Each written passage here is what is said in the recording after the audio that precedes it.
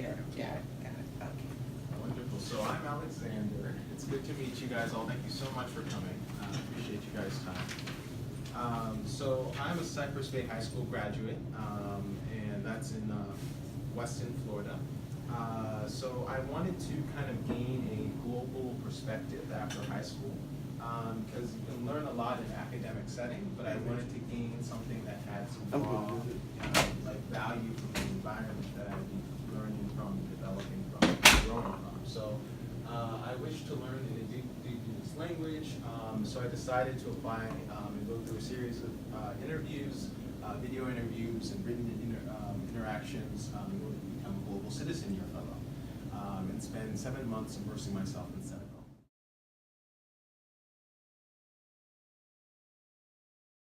All right, so let's talk about why I wanted to go. So one of the reasons why I wanted to go was because my great-grandfather was Ernest Elise. He was an Haitian ambassador to Ethiopia. He was multilingual, he's a highly educated man, and very much respected by his community. And I wanted to understand how he used his experiences and time abroad in order to develop a global mindset, and I wanted to emulate that and learn from that. So it was part of my family's history, and it was something I wanted to do with my experience.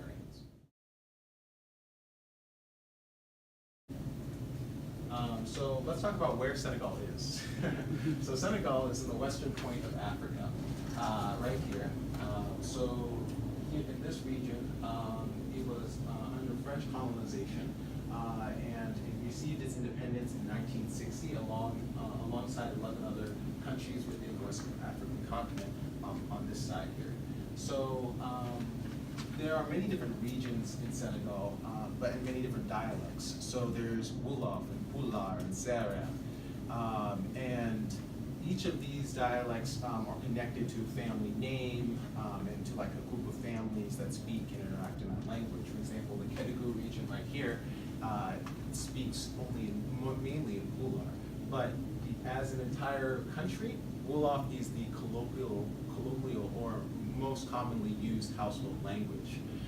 French is the language that is considered the legal language and the business language that's used in schools and businesses in a professional manner. But Wolof is what you hear on the street, it's what you go to the house with, and that's how you greet people generally in Senegalese society. So my host mom is Edme. In Senegal we'd say Yai Edme, so Yai, mother Edme. She's my host mother.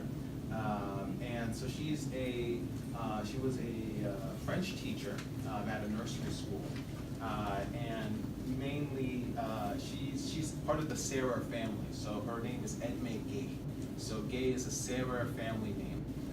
And when the French entered into Senegal, the Serer tribe was the first one they interacted with, and that was the one that they taught how to speak French the first. And a lot of those members of that family line is Christian, because the French converted that group, only specifically that group to Christianity. So my host mom is a very dedicated Christian woman. She's very strong presence in the local church that they built together as a community in Dar Qudus, and she helps kids go through their communion process. So she uses her, even now that she's retired, she's still doing communion for kids.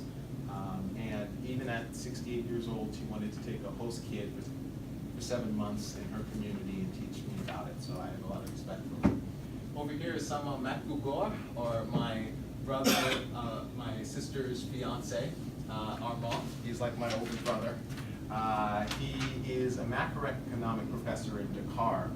Dakar is the capital city of Senegal. So he was in a business school, and he was teaching and talking to me about all the major regional geopolitical issues within Senegal that he was talking about on the podium. So he would tell me about the fishing issues that was going on with China. He would explain to me the oil that was discovered in the new region of Senegal and the conflicts that was causing, and the new historic collection that was going to incur while I was staying there.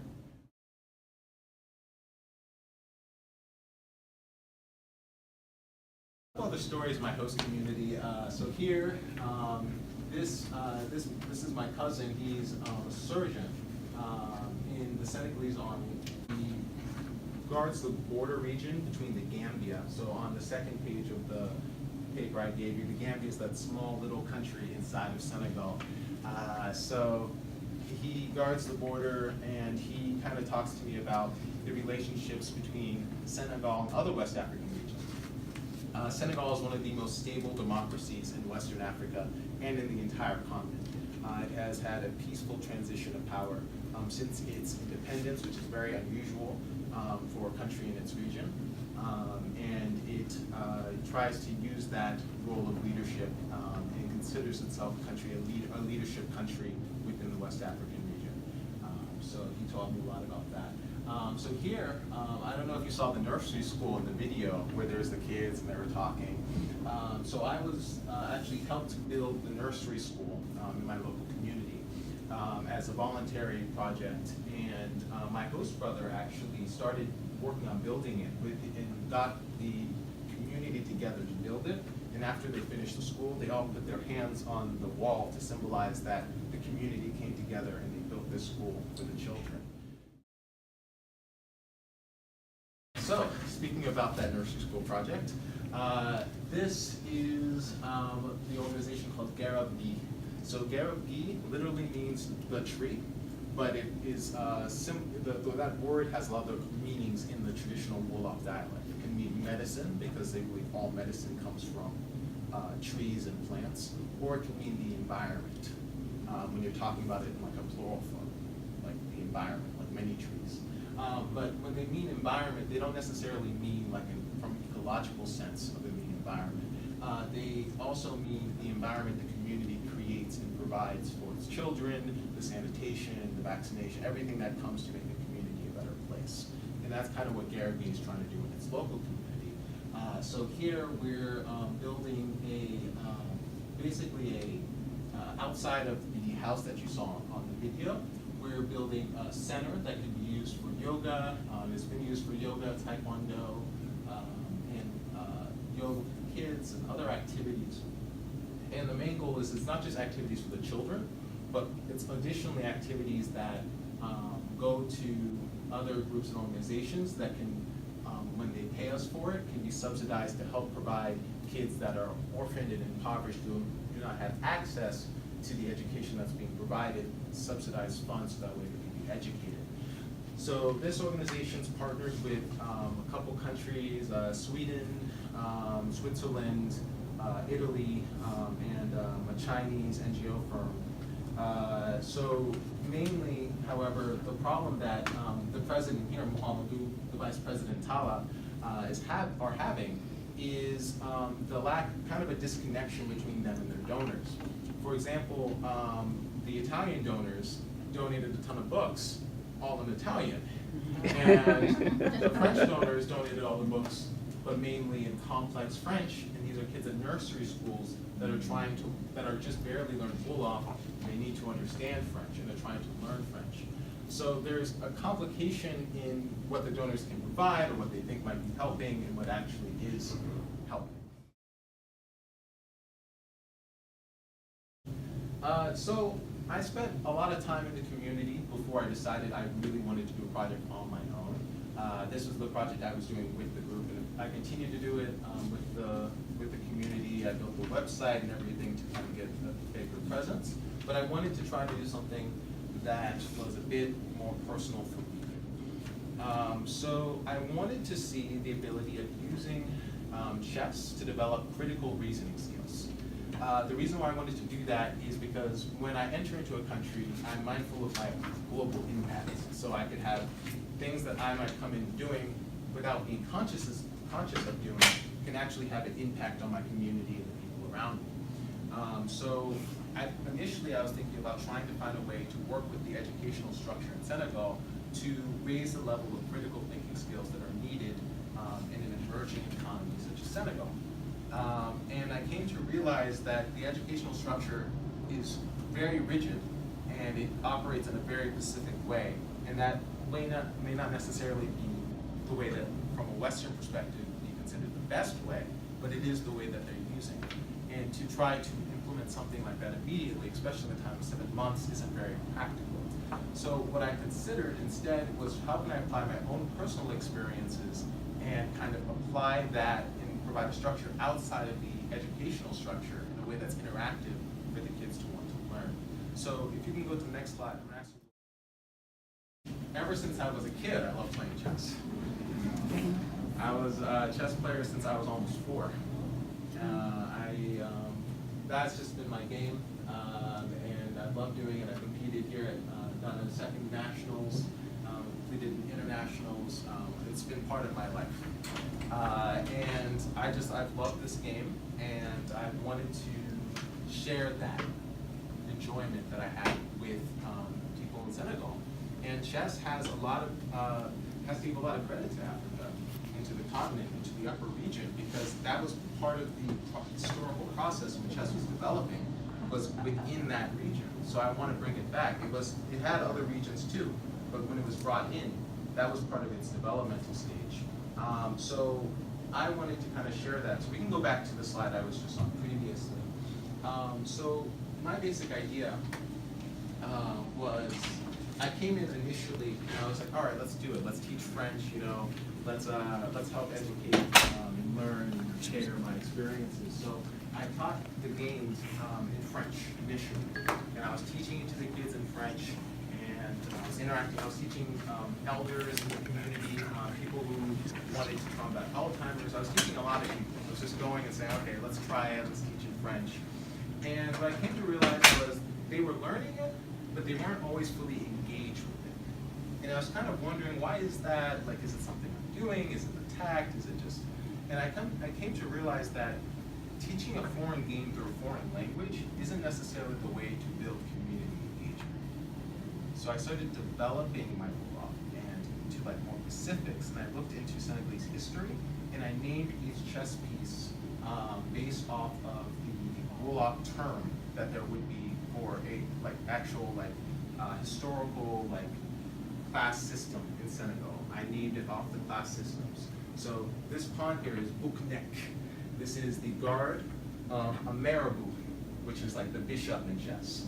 And the marabouts are traditional Islamic priests, traditional Islamic priests in Senegal. That Senegal is majority Islamic country. Very few, it's majority Islamic. So there's a lot of history that is not parallel. So the king, for example, Borbi, the horse Basbi, I renamed all the pieces and I brought it into a context of Senegal, and instead of being a foreign game with a foreign language, it became their own game that they could learn their own history. And after I did that, that's when they started to learn. That one. So here's key findings. So the first is a disconnect between a policymaker and a stakeholder. And that's kind of what I want to bring to the county and address and bring this in context to what you guys do. So when someone's creating a policy and it's done in a way it's not considering the full stakeholder and the stakeholders, it can cause a confliction between the actual effect of what's being done to how well it actually affects the stakeholder. So I'll start with that, and I'll also bring up the idea of intent and effect. When I started teaching chess to kids, and I told you I was using French, my intentions were great, and it did work for some kids, but it didn't necessarily have the effect I wanted. And I came to realize that if I can change, if I can kind of engage more with the community, and because I had this opportunity of 7 months of immersion within Senegal, I could really cause more of an effect by understanding the members of my community. In terms of policymaker, stakeholder, think about what I talked about in the nursery school. You had donors that were coming in and providing all this material, and some of the material wasn't useful, and wasn't helpful to those to the people within Senegal. So these experiences caused me to think about, how does this apply to larger issues?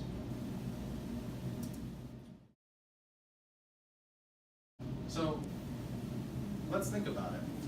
I have a picture here, and I want you guys to just take a look at it and then tell me what strikes to you. What are you thinking about when you see this picture? to drink something. Okay, you see someone trying to drink something. Any other thoughts? Stirring the water and purification. Yes, water purification system.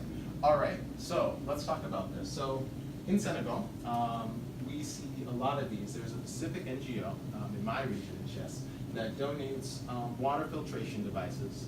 This one particularly is a life straw that you go into a stream or go to a river, and it eliminates 99.99 whatever percent of bacteria, and you have clean water, access to clean water. So the original intent of this NGO was to do this in order to provide access to clean water and to lower the infant mortality rate in Senegal, which has been going up. So here's a woman, and when I was in Senegal, I would see my neighbors do this. They would go all the way, they would have to walk all the way to the nearest stream, which is not always very close.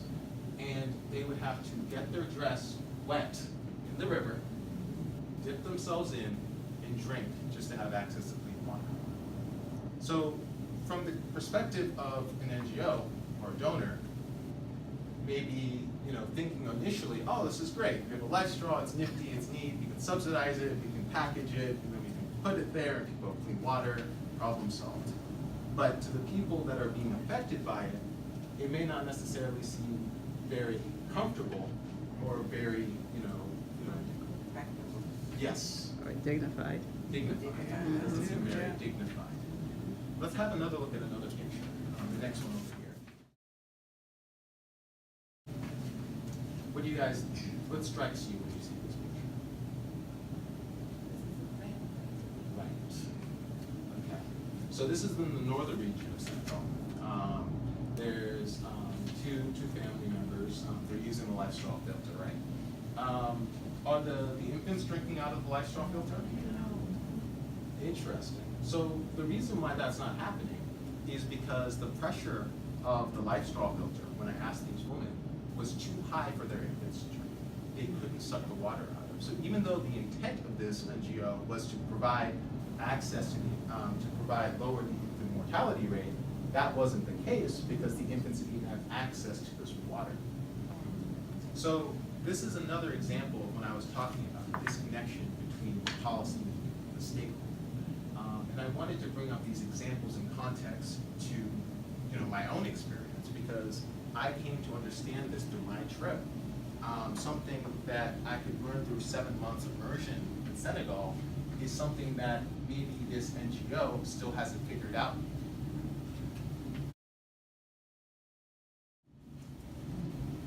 So, lessons learned. Immersion means greater impact, and that true leadership is not academic. There's an academic side to it. No, you're good, you're good. There's an academic side to it. But on some level, when just learning something through academia and academically, it doesn't necessarily mean that you're present and that you're immersed with the people that you're leading. So I would like to ask the county to consider creating a relationship between public schools and gap year programs such as Global Citizen Year, or at least consider it, because this is the type of leadership skills, and this is the type of stakeholder engagement, and this is the type of kind of understanding community engagement that young leaders today need to understand before they go out and try to do all these different things. They should probably apply and understand and immerse and develop a global perspective in order to be more effective. Thank you guys so much for your time. My information is right there.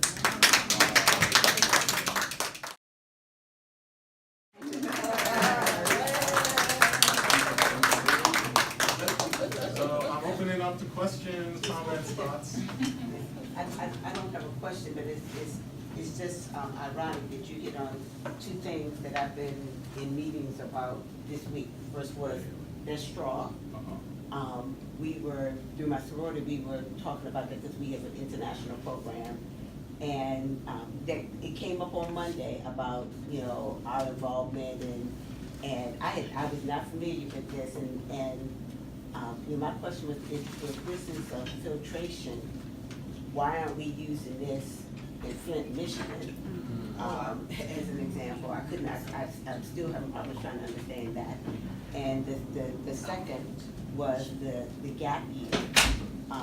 And I'm preparing to do an education summit for middle school and high school seniors. And one of the workshops that we're doing is on the gap year, because everybody, once they graduate, they aren't always ready to go off to a 4-year institution. They do have water wells, so, but it's in specific regions. Senegal, it's, you know, geographically, it's a bit different. So in the hotter regions, they do dig down about 10 meters deep, 10 to 30 meters deep, and they pit wells. I've been to community farms where they have like these wells and everything. However, not everyone has access. Like in the Senegal region, it's a lot drier. So it's just specific pockets and regions that they need to provide this to, so that way it's better provided. And I come from, actually, I'm an adjunct professor at Georgetown University in the STEM program. And I spend my spring and my summer working with students on doing capstone projects like this. And yours is amazing. I mean, the fact that you have not, I mean, these are people that are graduating with their master's degree. I mean, but you are light years ahead of some of their presentations. And I commend you on that for capturing the essence of it and for, you know, narrowing it down. You know, you had objectives, you had, I mean, you just had everything. You covered everything. So I'm just so very, very proud of you. And I mean, you should just skip 4 years of college. No, I'm sorry, but no, I mean, it's amazing how far ahead he is. Then some of these presentations, you're like, well, what college did you go to for real? I mean, She asked me, how old is he? You're right. But first of all, thank you for bringing the presentation. Second of all, I actually learned something. And it's the value of the GAP program. And then, you know, sometimes you'll have people coming in from charitable organizations or people wanting to sponsor. But what I've learned is the importance of having someone on the ground. And so I might see someone with the straw and, you know, we want to help, but is it functional and how does it work? So when you have someone who's actually on the ground, you know, who can bring back the immersion portion of it. Yeah. What can we do there? How is it being implemented? So when, you know, if someone came for, you know, asking for money and all these different types of things, I would want an individual like you to come in to say, how's this working in this region? And the other part that I'm just, you know, astounded by with your youth and, you know, just coming out of high school is the chess, because that's an international game. You don't have to know your component's language, but how you adapted to their region and their dialect. And I mean, you can't take away someone's knowledge. So you should be very commended about, you know, you've made an impact in that society. And even if you came up with your own little chess games and, you know, had the little correlating, you know, terms, that's just amazing.